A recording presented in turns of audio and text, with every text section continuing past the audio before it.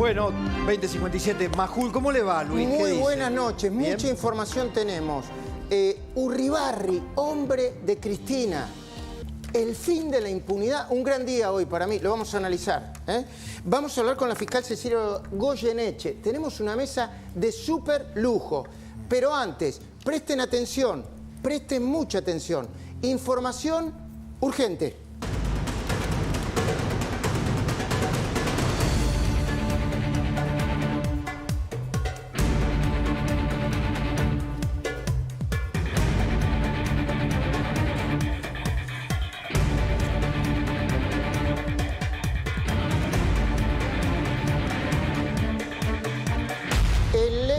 Ministerio de Desarrollo Social en ruinas.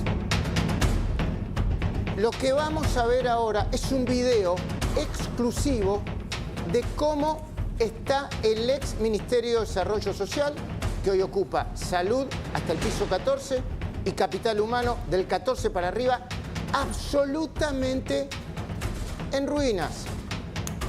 Más allá de convertirse en un símbolo de la batalla cultural que hace dudar al gobierno, lo están debatiendo todos los días. Así dejó el Estado el kirchnerismo. Es una metáfora perfecta, ¿no? Sobredimensionado, robado, Mirá lo que es eso. Mirá. Se chorearon todo lo que había a mano y manejaron el espacio público como es público, no es de nadie. Y como no es de nadie, era de ellos, pero de ellos cuando se tenían que llevar la plata. Fíjate cómo dejan la infraestructura. Típico, típico. El Estado argento de manos o en manos de los que te dicen que el Estado te salva, te cuida. Ese es el Estado. Ahí está. Evita desde afuera, se puede ver, y desde adentro... Evita verlo. Exactamente. Sí. Desde adentro, evita entrar. Exactamente. Una verdadera porquería. Marina Calabró tiene mucha información, pero además, fíjense todos los problemas que tiene este edificio desde el punto de vista funcional. Lo compartimos, Marina, buenas noches. Buenas noches, Luis. Sí, en ruinas es la definición. Hay espacios laborales que están superpoblados, hay ascensores antiguos que requieren reparación constante, hay paredes que se vienen abajo y el sistema de climatización es antiguo y poco eficiente. Y vos sabés que eso tiene muchos problemas, sobre todo en el verano, y también los tuvo en el invierno. Hay oficinas sin ventilación, oficinas sin iluminación adecuada, cables a la vista pelados, con el riesgo que esto implica de electrocución, y enchufes quemados, como veíamos en las imágenes de algunos de los baños. Es impresionante cómo se ve desde adentro y lo poco funcional que es. En ese ministerio, Pablo, te aseguro, Marina, Alfredo, buenas noches, no se puede trabajar, es imposible trabajar. No, y además de lo que decía Pablo y lo que está comentando Marina, realmente es un ejemplo de el nivel de humillación al que el kirchnerismo sometía a los empleados, porque ahí trabajaban empleados, ahí iban los ñoquis a reunirse con la gente de la cámpora para organizar distintos tipos de actos, y ahí iba, de vez en cuando entraba un pobre, de vez en cuando entraba un ciudadano, un argentino con necesidades en ese lugar, y esa es la concepción que ellos tienen. El dinero no es para ayudar a nadie, es para ayudarse a sí mismo. Exacto. Y para metérselo en el bolsillo, como recién hablábamos el caso de Urribarri, de Cristina y de tantos más, ¿no?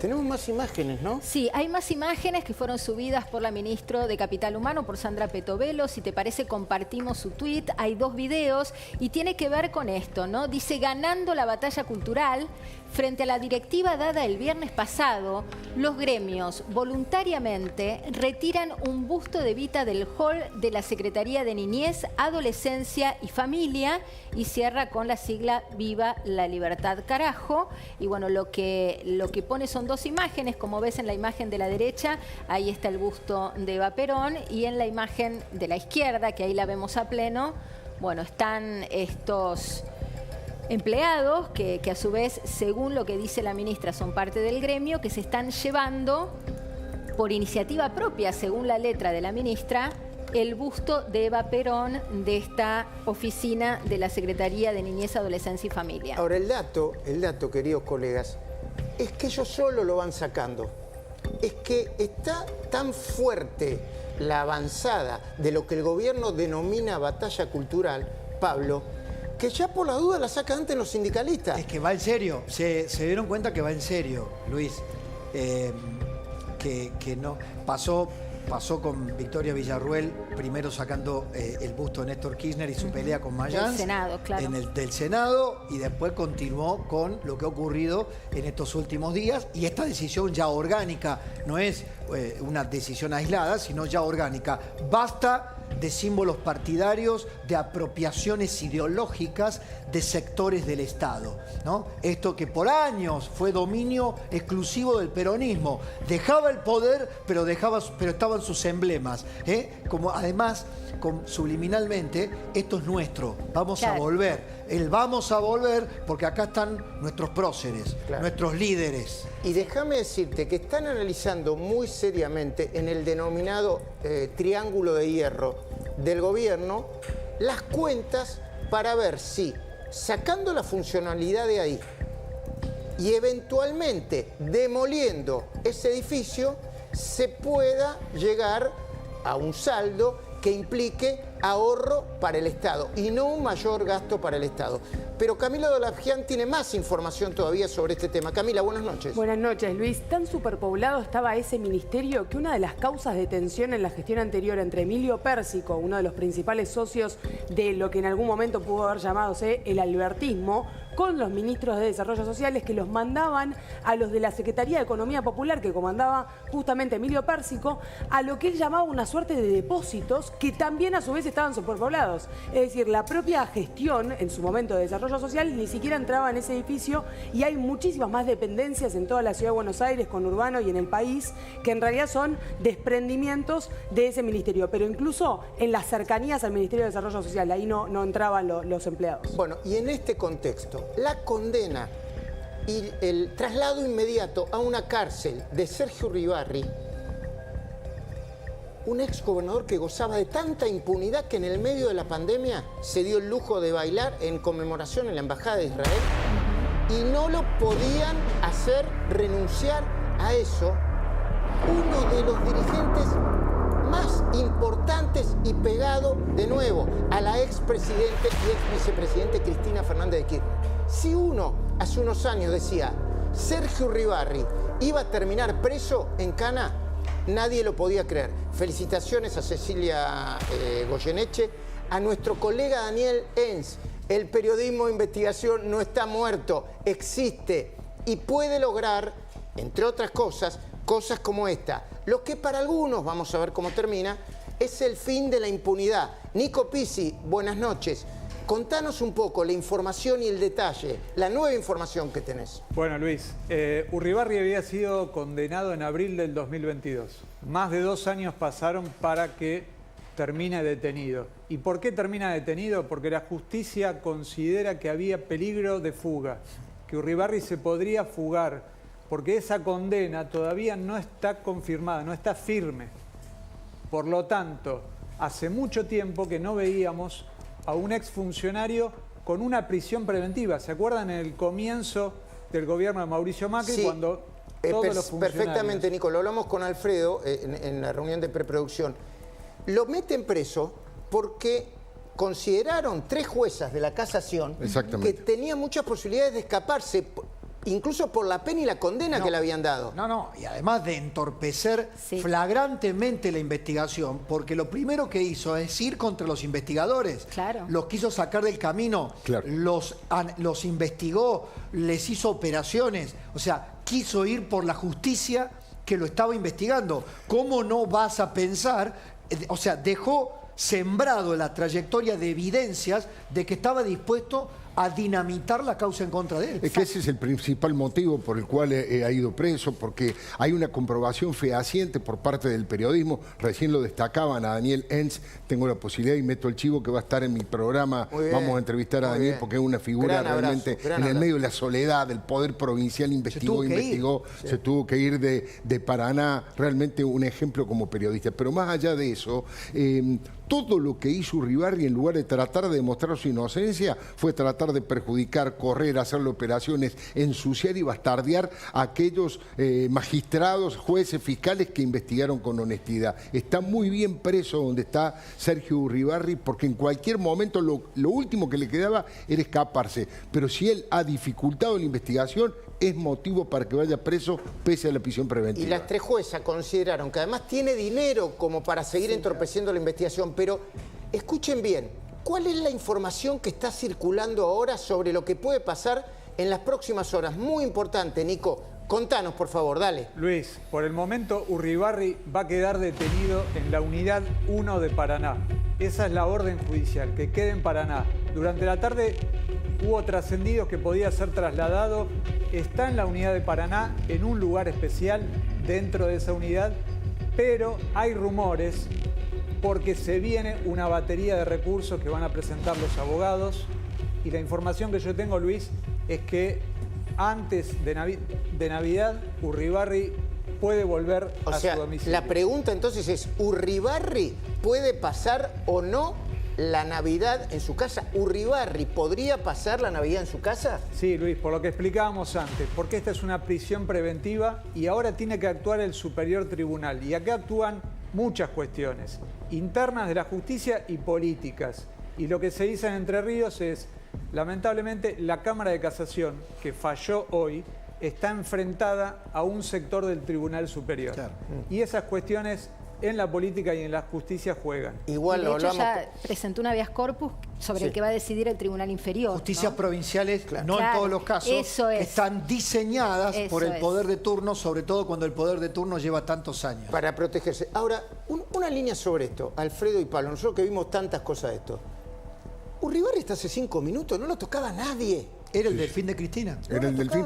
De hecho, parte de la corrupción que se le demostró y los gastos que hizo fue en función de la presunta campaña presidencial que iba a hacer en nombre de Cristina Fernández de Kirchner, con un nivel de impunidad pocas veces visto. Se reía de la justicia, se reía de los periodistas y, como bien dicen ustedes, era intocable, intocable.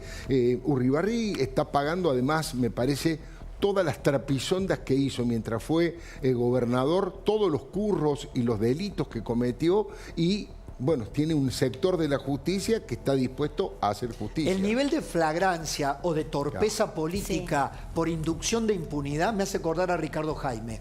Porque hay funcionarios que pasaron por el kirchnerismo que se atrevieron, fueron mucho más temerarios que otros. Y me da la sensación que Uribarri, como lo cuenta Alfredo y todo lo que venimos recogiendo, en esa sensación de construcción de una impunidad total, se daba, entre comillas, ciertos lujos. Esto de perseguir periodistas, perseguir fiscales, perseguir a aquellos que los tenían que investigar. Obvio, esa construcción de poder ha dejado, como está señalando Pizzi, ha dejado todavía algunos agentes en el poder, ¿no? Y fundamentalmente en el Poder Judicial. En esta mesa de lujo están ya Ramiro Marra y Emilia Orozco, diputada nacional. Pero para que vos entiendas la importancia y el impacto, para mí, la noticia más importante del día de hoy, hay muchas noticias importantes, para que entiendas quién es Uribarri y el poder que tenía hasta hace 5 minutos. Marina, por favor. Sí, el poder que tenía hasta hace 5 minutos y que en algún estamento inferior todavía tiene, porque me contaba Enz, que evitó la foto de las esposas. Evitó una foto que cualquier reo hubiera tenido que soportar. Él la pudo evitar. Atenti con eso. Una historia de corrupción, ambición personal, intereses cruzados con el kirchnerismo y amenazas. Si algo tengo que agradecerte, gobernador, es la lealtad en el momento más difícil que nos tocó vivir como gobierno nacional. Lo detuvieron en Concordia, Sergio Uribarri y Luis.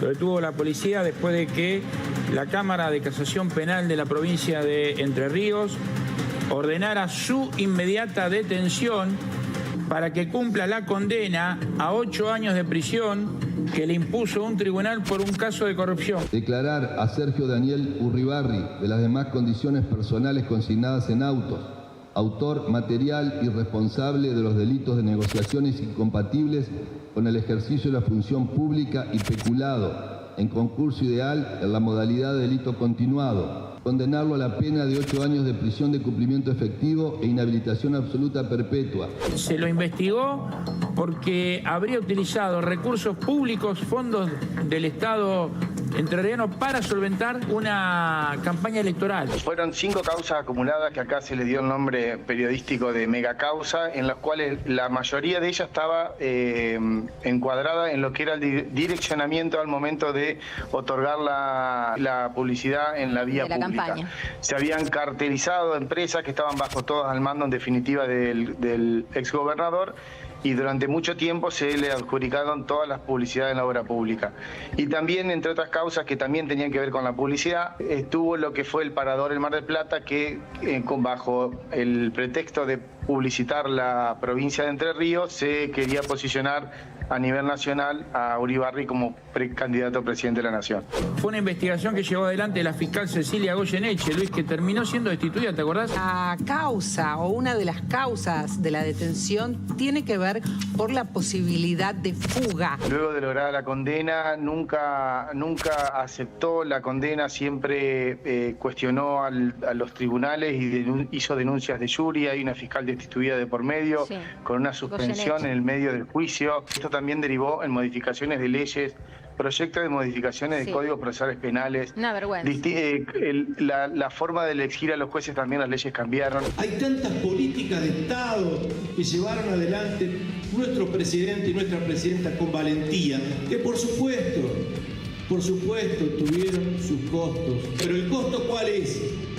Es la presión de los grandes medios, de las grandes corporaciones, del establishment, para escarmentar, para que otro diga no voy a hacer tal cosa porque mirá lo que le pasó a Cristina, mirá lo que le pasó a Néstor, mirá lo que le pasó al Pato, para callarnos. Y eso no puede suceder en el peronismo.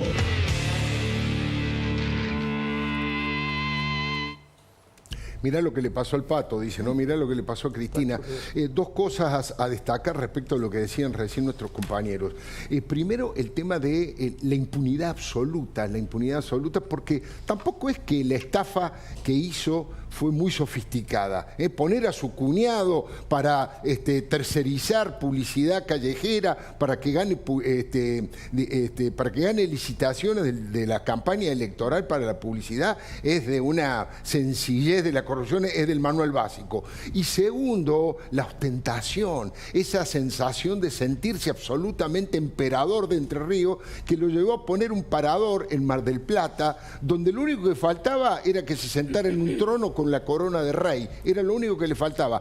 Eso tiene que ver con una persona que cree que el poder es para toda la vida y que nadie lo va a poder tocar. Hoy cambió esa historia para Uribarri, ¿no? Compartís, Pablo, ¿no? Claro, ahí está lo que describe perfectamente Alfredo. A eso me refería cuando lo asociaba en imagen al ícono que fue Ricardo Jaime, ¿no? La ostentación torpe de aquellos relojes de oro, aquello era bien berreta y muy impune visualmente. Pero acá, en la torpeza, en lo básico de las maniobras, estaba también escondida la sensación de estar blindado por Cristina, de haber comprado el manual propio de una Cristina eterna, que iban a seguir blindándolo para que no lo tocara el brazo de la ley nunca. Mira, hay un montón de encuestas que están circulando hoy, en el día en el que se cumple un año del triunfo de Javier Milei en segunda vuelta por sobre Sergio Massa.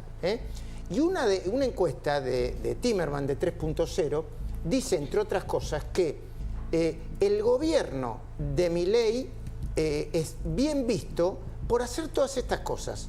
Fíjate, porque hay un dato fundamental que me explicaron y que yo creo que es muy contundente. Le preguntan, ¿usted cree que Milei está tomando medidas para reducir la inflación? Escuchá, el 60,7% dice que sí. Esto es superior a lo que sacó en segunda vuelta. Modernizar el Estado Nacional, 50,7% sí. Combatir la corrupción, 50% sí. Es altísimo esto. Reducir la pobreza, mejorar la seguridad pública, combatir el narcotráfico. Escucha esto, mejorar la educación pública, que no es ostensible, hay un 41% que dice que sí. Generar empleo. El 40% dice que sí, mejorar la salud pública, perdón, el 36%. ¿Y sabés qué me decía Timerman? Me decía, esto demuestra que el gobierno, la Libertad Avanza, hoy tiene un núcleo duro superior al 35%. Y que esto es superior al núcleo duro que históricamente tenía el peronismo.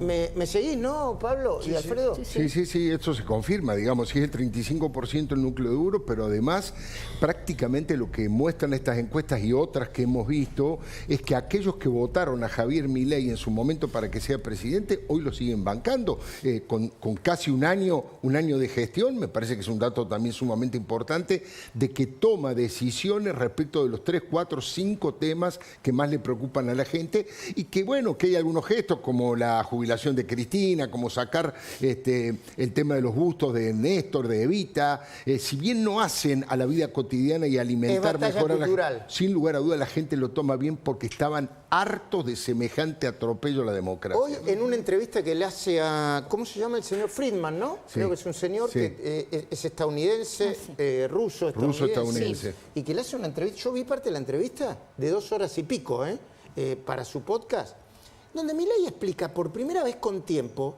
por qué quiere llevar adelante la batalla cultural. Porque dice, en países como Chile, aún triunfando en cuestiones económicas, después vino el progresismo o el falso progresismo y ganó la batalla cultural. Por eso nosotros estamos convencidos en dar la batalla cultural minuto a minuto. Y habla en esa nota, primero, que desde el punto de vista visual es muy impresionante. Muy impactante. ¿No, Mariel? Sí, totalmente. ¿No? Fíjate, Milei, lo que dice sobre el triunfo de Trump.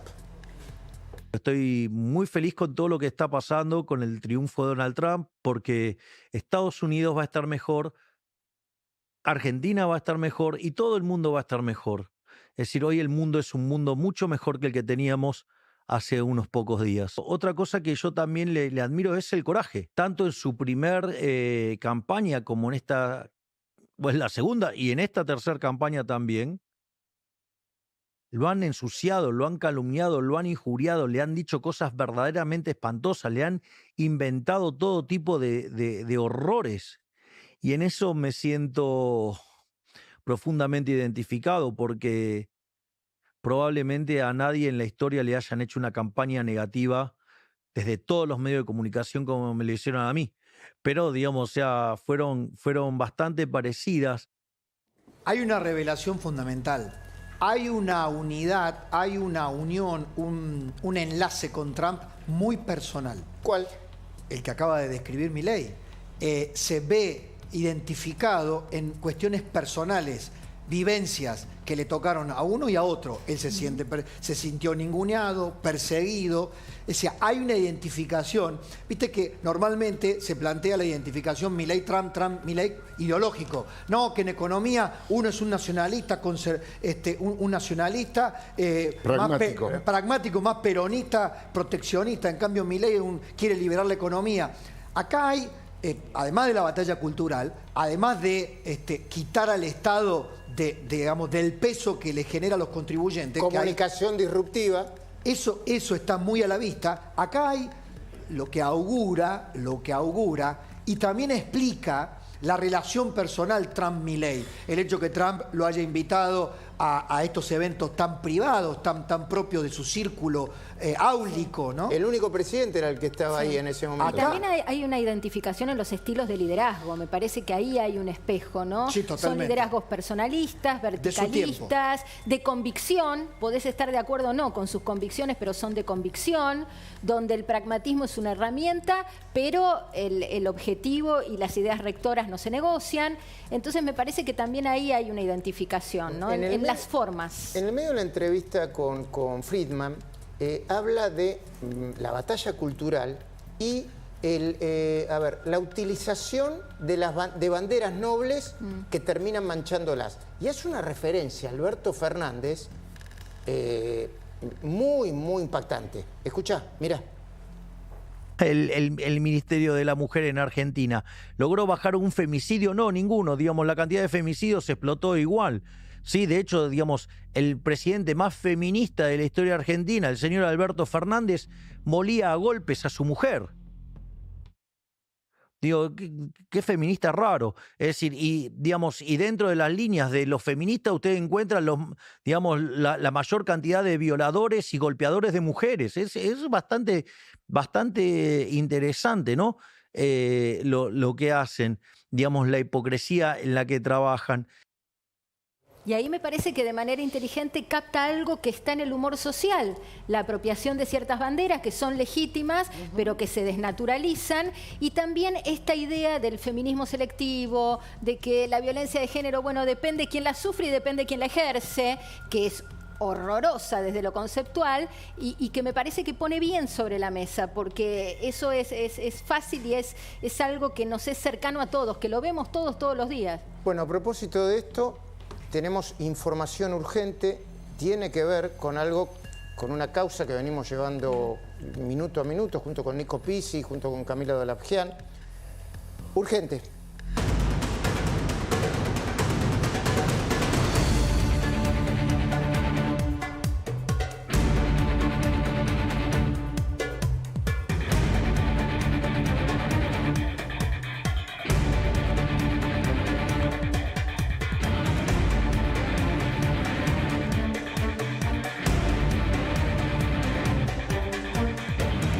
Camila.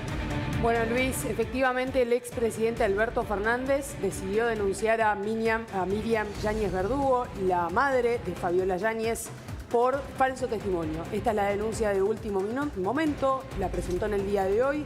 Está denunciando a la madre por haber dicho, según su perspectiva, falsedades respecto de lo que sabía de la relación entre ellos dos. Tengamos en cuenta que la madre en su declaración testimonial había dicho haber visto golpes de Alberto Fernández contra Fabiola Yáñez, haber visto y haber sido testigo y también haber escuchado a Fabiola contar situaciones de violencia emocional, de violencia psicológica. Y esto es, junto con lo que sería documentación médica, lo que Alberto Fernández está denunciando en contra de la madre. Lo que básicamente dice es, esta mujer está utilizando la justicia en mi contra en el marco de una causa penal para perjudicarme. Esta es la denuncia de último momento, Luis. ¿Alfredo? No, incluso la madre, Miriam Yáñez, había denunciado que la había zamarreado y la había empujado mientras estaba embarazada y que además le dio dinero para que se hiciera un aborto. Fue realmente un testimonio de una contundencia tremenda y seguramente la defensa de Alberto Fernández le está aconsejando tratar de quebrar ese testimonio que lo perjudica muchísimo. Veremos qué dice la justicia. Sobre lo que vos decís, yo recuerdo que fuentes muy cercanas a Fabiola Yáñez dijeron que la madre se interpuso entre Alberto Fernández y ella después de haberlo empujado a Fabiola Yáñez estando en el piso y estando embarazada. Pablo, ¿lo recordás, no? Sí, totalmente. Me estoy imaginando el juicio oral y público, cómo va a ser frente a careos posibles o muy seguramente que se vayan a dar, ¿no? Lo que pasa es que él en su momento, recuerdo también que lo mostramos acá, Luis, el chat o los chats que tenía con la madre de Fabiola, en donde queriendo como involucrarla le decía, por favor ayúdeme a que deje de tomar, ¿no? Entonces me parece que también se va a valer de eso como para ir contra la mujer en esta denuncia. Sí. Ayer nosotros revelamos que el juez Julián Ercolini finalmente aceptó el pedido de Ramiro González y va a citar a indagatoria a Alberto Fernández en la segunda quincena de diciembre. ¿Cómo está la causa? Vos que la seguís minuto a minuto, Nico Pizzi. Bueno, Luis, a ver, en este momento hay un impasse porque el fiscal ya pidió la indagatoria y el juez tiene que poner la fecha. Respecto a la estrategia... La fecha va a ser segunda quincena de diciembre, del 15 de diciembre en adelante. Bueno, Alberto Fernández la semana que viene, recordemos, tiene la indagatoria por la causa seguros. Claro, así que va a tener 2 indagatorias en menos de un mes. Y respecto a la estrategia, 2 testimonios importantes o claves para la defensa de Fabiola Yáñez fueron la esteticista y su madre. Las 2 están denunciadas por falso testimonio. Muy bien, enseguida vamos a conversar con Emilio Orozco y con Ramiro Marra, pero ya estamos en contacto con la fiscal Cecilia, del caso Urribarri, la fiscal Cecilia Goyeneche. Yo tuve oportunidad de hablar con ella hoy y de verdad, entre las causas de corrupción que hay en la República Argentina, esta es una emblemática, porque el otro problema es que quisieron apartar, y de hecho la apartaron. Ahora va a contar ella que hay una que ella está recurriendo ante la Corte Suprema de Justicia, y hoy debe ser un día de gran reivindicación de su trabajo para ella. Cecilia, todo el equipo de Más Nación te saluda. Estamos acá, te saludamos y se te ve en la sonrisa que bien, haces bien en mostrarla, porque me parece que es un premio a tu trabajo, ¿no? Hola Luis y a todos. Es un día de satisfacción laboral, la verdad que sí, y sobre todo también ciudadana, ¿no? Esta sensación de que, bueno, que en algunas ocasiones, y aunque cueste mucho, se realiza la justicia, es una sensación grata, porque la verdad que nosotros como ciudadanos argentinos y entrerrianos en este caso, muchas veces estamos acostumbrados a esperar otra cosa y a que la impunidad sea reine en la escena, ¿no? Y bueno, cuando eso no pasa, es una sensación nos genera una sensación de satisfacción, porque esencialmente los corruptos son personas que se han aprovechado de una posición en la que lo puso la ciudadanía, y la verdad que esa defraudación que genera los hechos de corrupción, cuando bueno, viene la sanción, es una suerte de reivindicación o de dignificación de los que lo padecieron, ¿no? Doctora, ¿podés explicar a la audiencia, con la síntesis que lo haces habitualmente y la claridad, cuál fue tu denuncia original por la que se disparó una mega investigación que hoy está teniendo estos resultados? Sí, mira, yo fui fiscal anticorrupción a partir del 2018. Antes de eso ya era procuradora adjunta de la provincia. La investigación esta se inició en 2016, un grupo de fiscales con un empuje tremendo y una enorme integridad. Llevaron adelante 5 causas que terminaron en el juicio por el que fue condenado. En esas 5 causas yo las divido en 2 grupos. Un grupo es el montaje de una empresa cuyo dueño era el cuñado de Uribarri, pero era un dueño en la sombra, porque había otras personas que aparecían como los dueños formales, ¿no? Y esa empresa y algunas otras que estaban cartelizadas con esa, recibían toda la contratación del Estado, del Ministerio de Cultura y Comunicación de la provincia. Por eso está condenado también el ministro de Cultura y Comunicación de la provincia de Entre Ríos, el exministro. Y esa publicidad direccionada a ellos, a veces se hacía, otras veces no se hacía, otras veces publicitaban otras cosas, pero bueno, se llevaron un montón de dinero por esa vía. Y por otro lado, otras de las causas tenían que ver con que Uribarri tuvo la idea de ser candidato a presidente en 2015, claro, hasta que finalmente Cristina eligió a Scioli utilizando una frase que siempre se recuerda, pidiendo un baño de humildad al resto de los dirigentes. Previo a eso, él había tratado de difundir su imagen, publicitarse públicamente para ser conocido y ser elegible como candidato a presidente.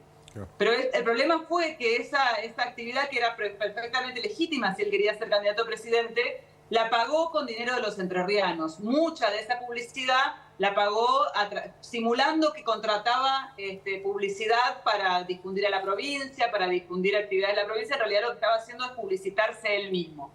Entonces una buena parte de la causa tiene que ver con eso, con la publicidad de Uribarri para ser candidato a presidente. Esto último es el peculado, constituye claramente un caso de manual de peculado. Lo primero es un manual básico de la corrupción más elemental, doctora.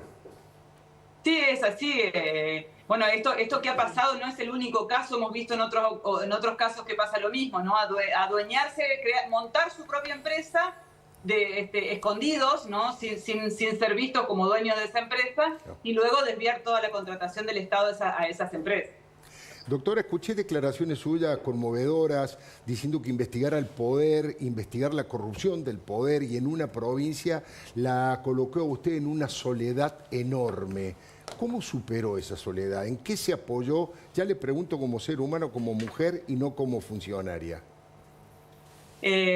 Bueno, yo tengo una familia de fierro y tengo amigos de fierro también, pero la verdad que yo puedo distinguir varios momentos. Efectivamente, yo contaba esto hoy, en el momento en que uno investiga las causas de corrupción, en las provincias, la investigación tiende a aislarte porque claro, van apareciendo muchas personas públicas y con muchas relaciones y con muchas personas que les deben favores, que hacen que uno se empiece a no poder relacionar con muchísima gente que vive en la misma cuadra, que se los cruza en el club, etcétera.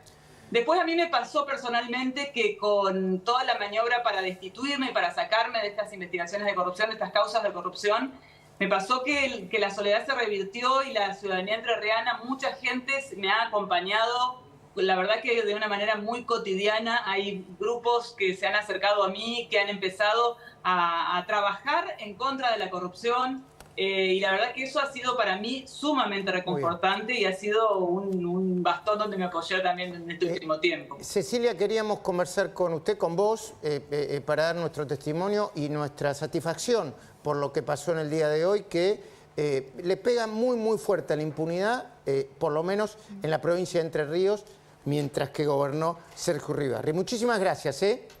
Gracias a ustedes, que tengan una linda noche. Querido Pablo, muchísimas gracias por compartir. Nos estamos viendo mañana. Sí, Alfredo Leuco se prepara para